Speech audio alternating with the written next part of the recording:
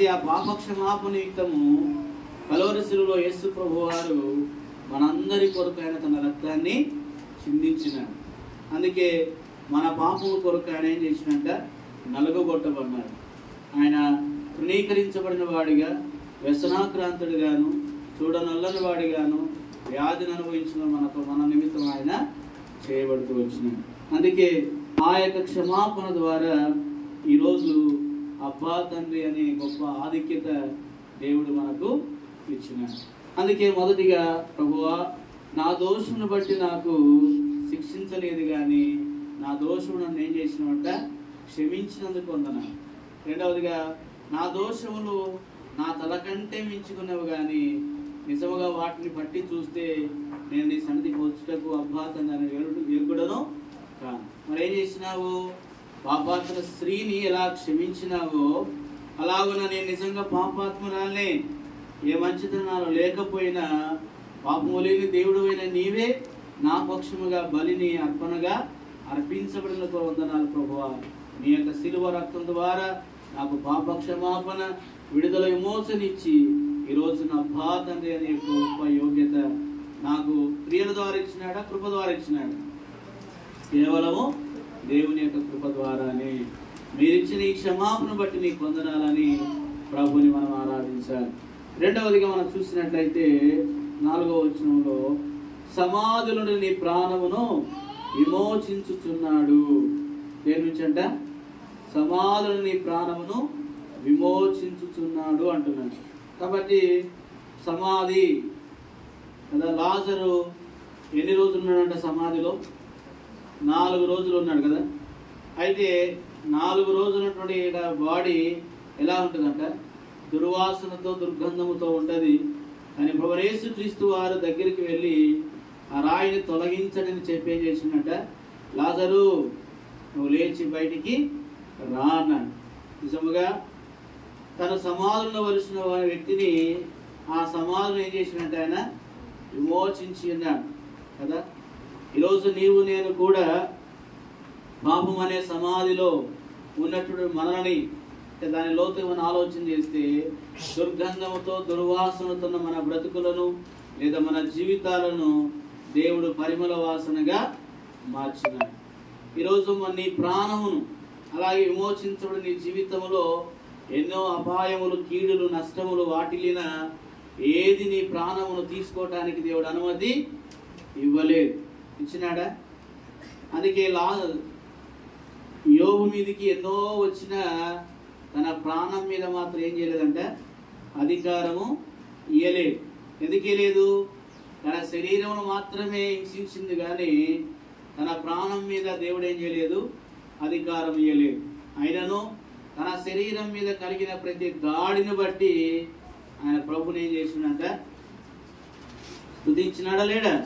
అందుకే లాస్ట్ ఒక మాట, యెహోవా ఇచ్చెను, యెహోవా తీసుకొని పోయెను, యెహోవా నామమునకు స్తుతి కలుగును గాక. రెండవదిగా నీ జీవితంలోనికి వచ్చిన ప్రతి పరిస్థితిని బట్టి నిజముగా గోతి లాంటి శ్రమలు, గోతి లాంటి యొక్క పరిస్థితులు నా మీదకి వచ్చిన ప్రభువా వాటన్నిటిపై నువ్వు నాకేం ఇచ్చినావు? విజయం ఇచ్చింది పొందనా. నా మీదకి వచ్చిన ప్రతి దాడిని, ప్రతి పరిస్థితిని బట్టి కూడా నేను ఆరాధిస్తున్నానని ప్రభుని మనము ఆరాధించాలి. మూడవదిగా మనం చూసినట్లయితే అక్కడ ఇంకో మాట ఏముందంట? కరుణా కటాక్షని కిరీటముగా ఉంచుచున్నాను. ఏమిచ్చాడంట? కరుణా కటాక్షములను కిరీటం కదా. మన దేవుడు ఎవరంటే కరుణించేవాడు. దారి పక్కన యేసుప్రభు వెళుతూ ఉంటే ఇద్దరు గుడ్డోలు ఏం చేసినాడంట? ఇలాగ మొరపెట్టినాడు, దావీదు కుమారుడా మమ్మను కరుణించయ్యా, మమ్మను దాటిపోవద్దయ్యా అన్నారు. అయితే శిష్యులు అన్నారు, అభ్యంతరం చేసినారు. ఆయనను వాళ్ళిద్దరు ఏం చేసినట్ట? ఇంకా గట్టి కేక వేసినారు. కాబట్టి దేవుడు వారి ఎడల కరుణించినాడు. ఈరోజు మన జీవితంలో కూడా దేవుని కరుణ, దేవుని యొక్క కటాక్షము లేని ఎడల మనం ఏమైదాం. అందుకే మారా లాంటి తన బ్రతుకును మోయాబులో ఉన్నటువంటి యొక్క నయోమి, రూతుల యొక్క జీవితం మనం చూసినట్లయితే ఆమె జీవితంలో రొట్టెల ఇల్లైన ఆ బెత్లెహేమును విడిచిపెట్టి నయోమి ఎక్కడికి వెళ్ళిందంట? మోయాబులోనికి వెళ్ళింది. శపితమైన పట్టణంలోకి తను వెళ్ళింది. ఆ శపితమైన పట్టణంలో 10 సంవత్సరాలు నివాసము చేసింది. దేవుడు తన జీవితంలో ఏంటంట? రొట్టెలు విడిచిపెట్టి వెళ్ళిపోయినప్పటికీ తను ఎంతో నష్టపోయింది. 10 సంవత్సరాలు నివాసం చేసింది, కానీ తన కలిగి ఉన్నటువంటి యొక్క కుమారుడు తన భర్తను ఏం చేసిందంట? ఆమె కోల్పోయింది కదా, ఆ రిక్తురాలైపోయింది. చాలాసార్లు మన జీవితంలో కూడా ఏం చేస్తున్నామంట? రొట్టెల ఇంటిలో నుంచి విడిచి ఎక్కడ పోతున్నామంట? మోయాబులోనికి వెళ్ళినాం. అదే చాలాసార్లు మనం వెళ్ళిపోయి ఉన్నాం. ఆయనను దేవుడు నష్టాన్ని కలిగించలేదు కదా, ఆయన కీడును కలిగించలేదు, కానీ నీ మీద కనికరములు, జాలిని, వాత్సల్యత ఆయన నీవెంతైనా నమ్మదగిన వాడవు అని అంటాడు విలాప వాక్యములు. మనమైతే నమ్మదగిన వారము, ఆయనైతే నమ్మదగిన వాడు. అందుకే మోయాబులోనికి నయోమి వెళ్ళినా తను నష్టపోయినా ఆ నష్టములో కూడా మారాలని తన బ్రతుకును జీవితమును అంతటితో ముగించబడుతుంది అనుకున్నది, కానీ దేవుడు ఆ యొక్క మోయాబులోనే ఒక ముత్యమును దేవుడు ఏం చేసినాడు? తీసుకుని వచ్చినాడు. ఎవరామె? రూతు. నిజముగా శపితమైన పరిస్థితులలో కూడా ఆశీర్వాదంలో ఒక వ్యక్తిని ఆ మోయాబు నుంచి బయటికి దేవుడు తీసుకొచ్చి ఆమె గర్భవాసములో నుంచి లోక రక్షకుడు ఈ లోకానికి రావటానికి దేవుడు ఇష్టపడిన వాడిగా ఉన్నాడు. నిజమే ప్రభువా, నా బ్రతుకు జీవితం చూసినట్లయితే నేను కూడా రొట్టెలైన బెత్తలేమి విడిచిపెట్టి ఎన్నో పర్యాయం మోయాబు లాంటి అనువులను పెరిగిన, మోయాబు లాంటి జీవితం కలిగి ఉన్న, శపితమైనటువంటి జీవితం, అయిష్టమైన జీవితం, దుఃఖకరమైన జీవితం, దేవా నశించిపోవలసిన జీవితం, కోపాన్ని కలిగించే క్రియలు, ఎన్నో పరిస్థితులు నా జీవితంలో వాటితో వచ్చినాయి. ఆయనను నన్ను ఏం చేసినావు? రూతును జ్ఞాపకం చేసుకున్నట్లుగా నేను వెళ్ళిన ఆ పరిస్థితులలో కూడా తిరిగి మళ్ళీ ఎక్కడ తీసుకొచ్చినాడంట? ఆమెను, తర్వాత రూతును, నయోమిని కూడా సమృద్ధి గలదానిగా మళ్ళీ ఎక్కడ తీసుకొచ్చిందంట? బెత్లెహేములోనికి దేవుడు తీసుకొచ్చినాడు. ఈ 2025 సంవత్సరంలో ఈ 3 మాసములు ఎన్నో పర్యాయాలు రొట్టెల ఇల్లు విడిచిపెట్టి, రొట్టెల ఇల్లును ఎన్నోసార్లు తృణీకరించి మోయాబులోనికి వెళ్ళిన పరిస్థితులు ఎన్నో వాటికి వచ్చినాయి. అయితే ఆ పరిస్థితులన్నీ నిన్ను చేదుగా మార్చినాయి, కానీ ఆ చేదు లాంటి పరిస్థితులలో నేను మధురముగా మళ్ళా దేవుడి ఇక్కడికి, దేవునికి ఇంటిలోని తీసుకొచ్చినాడు. అందుకే పాట ఉంటుంది కదా, మారా వంటి చేదైనా శ్రమలు ఏనైనా, మారా వంటి చేదైనా శ్రమలు ఏనైనా, మధురముగా చేయుదేవా ఉతుకి కాగిదము, మధురముగా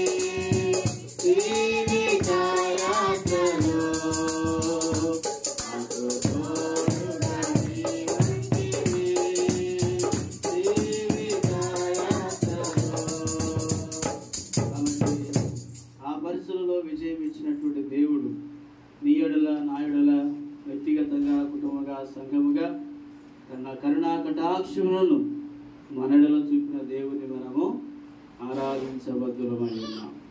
మూడవదిగా మనం చూసినట్లయితే పక్షిరాజు వలె నీ యవన కొరత చూనట్లు మేలుతో నీ హృదయమును తృప్తిపరుచున్నాడు. 6వ వచనం, పక్షిరాజు యవన వలె నీ యవనము క్రొత్తదగుచున్నట్లు. ఎలా అంట? పక్షిరాజు యవనం వలె.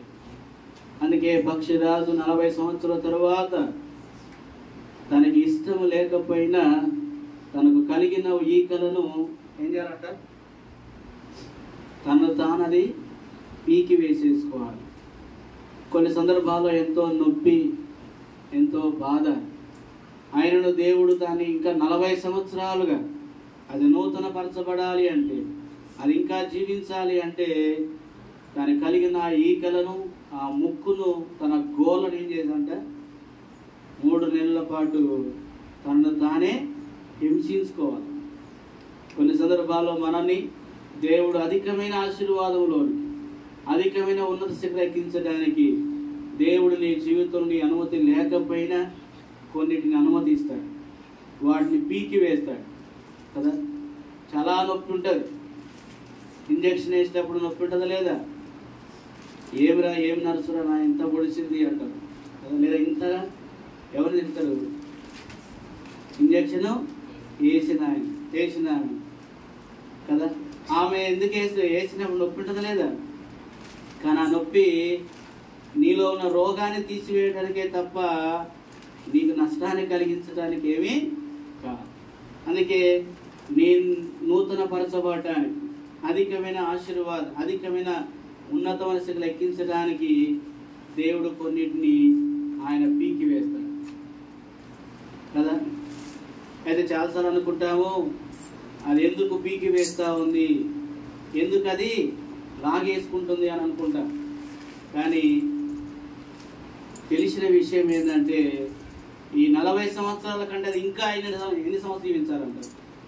ఇంకా 40 సంవత్సరాలు జీవించాలి అంటే ఈ యొక్క ఈకలను, తన ముక్కు గోరును, అలాగే తన కాళ్ళకున్న వాటిని ఏం చేయాలి?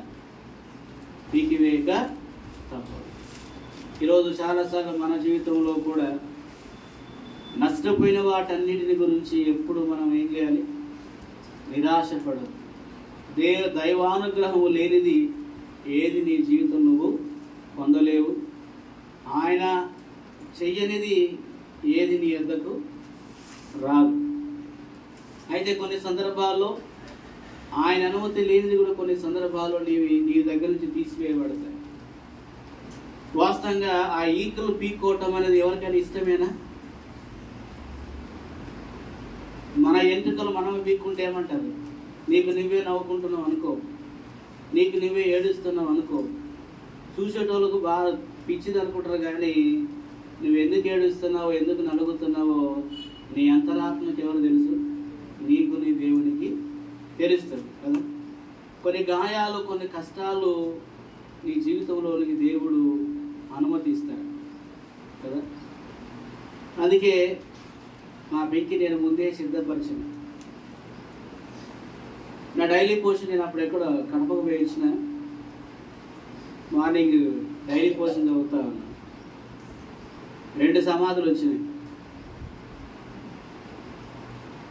నేను అనుకున్న ఎవరో 2 చనిపోయేటట్టున్నారు అనుకున్నా. ప్రార్థన చేసిన, ప్రభు అట్లాంటిది దూరం అవ్వరుగాక, ఆయన అనుగ్రహం లేదు ఏది జరగదు అనుకున్న వెంటనే నా వాట్సాప్ ఓపెన్ చేసిన డైలీ పోసిన అయిపోగానే అప్పటికే 3:40 ఒక మెసేజ్ పెట్టినాడు. మా భర్త గారు చనిపోయినారు, పటాన్ చెరువులో వాళ్ళ భర్త సిటిజన్ హాస్పిటల్ చనిపోయినాడు. ఆయన చిన్న ఆయన అంటే ఇక పెద్ద ఆయన కూడా ఒక ఆయన అన్నాడు. ఇంకెవరు అని అనుకున్నప్పుడు ఆ తర్వాత 1 గంట 2 గంటలకు చెప్పింది, ఇట్లా మా డాడీ హాస్పిటల్లో జాయిన్ చేసినారంట, మల్లారెడ్డి హాస్పిటల్లో, ఇట్లా అయినా అది తక్కువ వెళ్ళింది. అప్పుడు ఇంకే ఒకవేళ దేవుడు తీసుకుంటే ఏం చేస్తావు? తీసుకోడు, ఒకవేళ తీసుకుంటే ఏం చేస్తావు అని చెప్పలేదు. అట్లా బాప్తిజం తీసుకోవాలి కదా, ప్రభువు సేవ చేయాలా, నీతో పాటు బ్యాగ్ పట్టుకుని తిరగాల, దేవుడు సేవ చేయాలా, ఆయన దేవుడు కూడా సాక్ష్యం ఉండాలా. సరే అవన్నీ నీ ఆశ. ఒకవేళ దేవుని చిత్తం, ఒకవేళ ఆయన తీసుకోవడం ఇష్టమైతే ఏం చేస్తావు? ఇంకా అన్నను అనలేదు, దారం స్టార్ట్ అయింది. లేలే తీసుకోలే అని 1 గంట సేపు మళ్ళీ ఆగి, ఎట్లుందంటే ఒకసారి అడుగు అన్నప్పుడు సరే ఇక తనకు ఆ ధైర్యం లేదు, నేనే చేసిన. వాళ్ళు ఎవరు చెప్పటం లేదు. చేస్తే ఎక్కడున్నాడు అంటే అంబులెన్స్లో తిరిగి ఈఎస్ఐ హాస్పిటల్ తీసుకుని వెళ్తున్నారు. నాకు ఈ 2 టకా టకా టకా కూర్చొస్తుంది. సరే ప్రార్థన చేయించినాను. ప్రార్థన చేసి ఒకటే చేసిన, నీకు ఇష్టమైతే నువ్వు బాగు చేస్తావా? ఒకవేళ నీకు ఇష్టం లేదు, తీసుకో. నీకు ఇష్టమైతే ఎందుకు అంటే బ్రతికించాలి నువ్వు అనుకున్నప్పుడు ఎంత క్లిష్టమైన పరిస్థితుల్లో బ్రతికిస్తావు. ఆయన తీసుకోవాలనుకున్నప్పుడు ఏ కారణం లేకపోయినా కూడా ఏమి చేస్తాం, ఆయన తీసుకోవచ్చు. మనగా చెప్పలేదు. మన సంఘాలలో ఒక ఆయన మెసలేదన్నా, మంచి ఆరోగ్యవంతుడే. వాళ్ళ ఇంటికి వెళ్ళి విజిట్ చేసి వాళ్ళు చెప్పిన సాక్ష్యం ఏంటంటే, అప్పుడు దాకా అన్ని పనులు చేసినాడు. గత 2 రోజుల క్రితం వాళ్ళ మామ చనిపోయాడంట. అవన్నీ ఆయన హాస్పిటల్ చేసినాడు, అన్నీ చేసినాడు. సరిగా నేను స్నానం చేసుకొని వస్తాను, పైకి పోయి పైకి వెళ్ళినాడు. తను స్నానం చేసుకోవడానికి ఏం చేసినాడు, గొల్లెం పెట్టినాడు, పోయి స్నానం చేసుకున్నాడు. వచ్చాడు, కూర్చున్నాడు. అంటే హార్ట్ స్ట్రోక్ వచ్చాడు. వెంటనే ఫోన్ చేసినాడు, భార్య కింద ఉంది, నాకేదో ఒక విధంగా ఉంది రా అన్నాడు. అందరూ వచ్చారు కానీ డోర్ తీయలేదు. ఎందుకంటే స్నానం చేసి ఏం చేసినాడు, గొల్లెం పెట్టుకున్నాడు. లోపలికి వెళ్దామంటే లేదు, తనేదో అప్పటికే దాన్ని పగలగొట్టుకుపోయి లోపల. కొందరు ఎంత భయంకర పరిస్థితి పోయినా చావు అనేది రాదు. ఎందుకంటే ఎవరు అనుమతించాలి అది అన్నప్పుడు సరే ప్రేయర్ చేసినా తీసుకుపోయినారు. వాళ్ళ అవునుగాని అడిగిన, ఏమిరా ఎట్లుంది సంగతి? సర్లే ఏదైనా ఒకటే గుర్తుపెట్టుకో, దేవుడు ఏది అనుమతిస్తే దానికి ఏం చేయాలి, లోబడాలా, ఒకటే అనాల, నా ఇష్టం కాదు ప్రభువా, అది నీ ఇష్టం. కానీ దేవుడు ఎందుకు ఇలా జరిగిస్తే దేవుడు కాదని అనద్దు. ఏది జరిగించిన ప్రభువా నేనేం చేస్తాను, నేను స్తుతిస్తాను, సరే ఏం కాదులే తీసుకొని వెళ్ళి. కానీ నాకు మాత్రం ఏమవుతుంది, ఇది టచ్ అయితేనేమో అప్పుడు ఏడుస్తా ఉంటే ఒక మాట, ఎంత చేసినా ఉన్న వాస్తవం చెప్తున్నా మీకు, ఎంత చేసినా వేస్తే ఆయన ఖచ్చితంగా రాకపోవచ్చు, బహుశా తీసుకుంటాడు. నేను చెప్పాలి కాబట్టి నీకు చెప్తున్నా. అయినా సరే నువ్వేం చేయాలి, దేవుని ఏం చేయాలి, ఇలా నాకు ఎందుకు దాన్ని ప్రశ్నించదు, దేవుని నువ్వు మొత్తం అంటే ఏం చేయాలి, స్తుతించి నీ ఇంటి వారిని నువ్వేం చేయాలి, ధైర్యపరచాలా అన్నప్పుడు సరే తను బాగా ఏడ్చింది కదా, ఏడ్చినా సరే ఆయన అధికారానికి ఏం చేయాలి? ఆ తర్వాత డాక్టర్లు సర్టిఫై చేసి బయట చెప్పేంత వరకు నువ్వేం చేయదు, ఎవరితో ఏమి అనవద్దు. అప్పుడు నెక్స్ట్ రోజు తెల్లవారుజామున 3:30 గంటలకి ఆ లవన్ గారు ఫోన్ చేసి బావా ముందు డాక్టర్ క్లియర్ చేసేసినాడు, సరే లేదా దేవుడి యొక్క అనుమతి ఏదైతే అది అని చెప్పగలరు. ఎందుకు చెప్తున్నానంటే దేవుడు పక్షిరాజు యవ్వన వలె క్రొత్త తగునట్లు కొన్ని సందర్భాల్లో పాతది తొలగించి దేవుడు క్రొత్తదంగా నీ విశ్వాసాన్ని ఇంకా పరిమళం అధికమైనటువంటి విశ్వాసం రావడానికి ఇంకా పరిమళ వాసనగా సువాసనగా ఉండటానికి కొన్నిటిని దేవుడు నీకు ఇష్టం లేకపోయినా వాడిని ఏం చేశాడు? ఆ పక్షిరాజు ఏ విధంగా అయితే తన కలిగి ఉన్న ఈకలను పీకేసి తన గోర్లను ముక్కు ఉన్నటువంటి ఆ యొక్క ముక్కుని ఏ విధంగా తను తాను విరగొట్టుకుంటుందో అప్పుడు చాలా నొప్పి, చాలా బాధ అనిపించచ్చు, కానీ ఆయనను అది అభ్యసించక తప్పదు. ఏమండి, తన ముక్కు తన ఇరగొట్టుకోవడం అంటే సామాన్యమా? ఎంత వేదన పడాలి. సో చాలాసార్లు విశ్వాస జీవిత యాత్రలో నిన్ను ఇంకా పరిమళ వాసనగా చేయడానికి, ఇంకా ఉన్నత మనసుగా ఎక్కించడానికి, అధికమైన మహిమలోనికి తీసుకుని వెళ్ళడానికి ఇహలోక శ్రమలు, ఇహలోక కష్టాలు, ఇహలోక నిందలు, అవమానాలు నీ జీవితంలోనికి దేవుడు అనుమతిస్తాడు. అయ్యో నేను ఇంతగా ప్రార్థన చేశాను కదా, ఇంతగా ఆరాధించాను కదా, ఇంతగా దేవుని కొరకు క్రయం చెల్లిస్తూ వచ్చాను కదా, ఇంతగా దేవుని కొరకై త్యాగం చేస్తూ వచ్చాను కదా, నా బ్రతుకు జీవితం ఎందుకు వచ్చింది అంటే అది నీకు అర్థం కాకపోవచ్చు కదా. అందుకే ఆశను రాసిన పట్టే కన్నీళ్ళే బాణములైన కఠిన దుఃఖ బాధలైన స్థితిగతులే మారిన కన్నీళ్ళే బాణములైన కఠిన దుఃఖ బాధలైన స్థితిగతులే మారిన అవకాశం